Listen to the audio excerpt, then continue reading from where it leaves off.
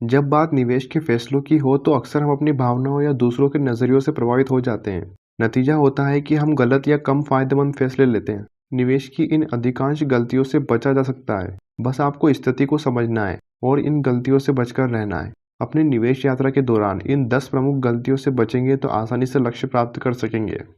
किसी खास फंड से अत्यधिक प्रेम। यदि हमारा किसी फंड के साथ अच्छा अनुभव रहा है तो हम उसी फंड हाउस की अन्य स्कीमों में निवेश करने लगते हैं, जबकि हमें हाउस की विशेषता पहचान कर फंड को चुनना चाहिए।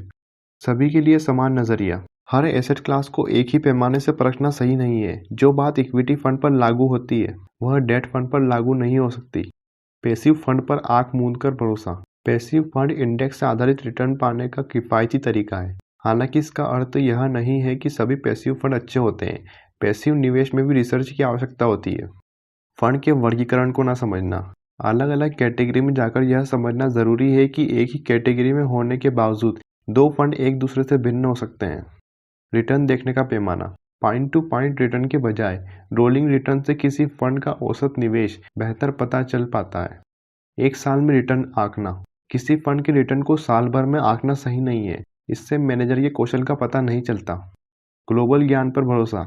हर देश की परिस्थितियां अलग होती हैं। किसी देश में सफल कोई प्रोडक्ट जरूरी नहीं है कि भारत में भी सफल साबित हो। अपने निवेश की समीक्षा ना करना।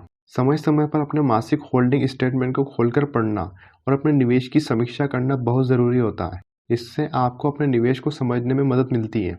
पड़ोसी की नकल करना। आपकी आवश्यकताएं, लक्ष्य, जोखिम, जिम्मेदारियां आपके पड़ोसी या सोशल मीडिया के मित्रों से भिन्न है।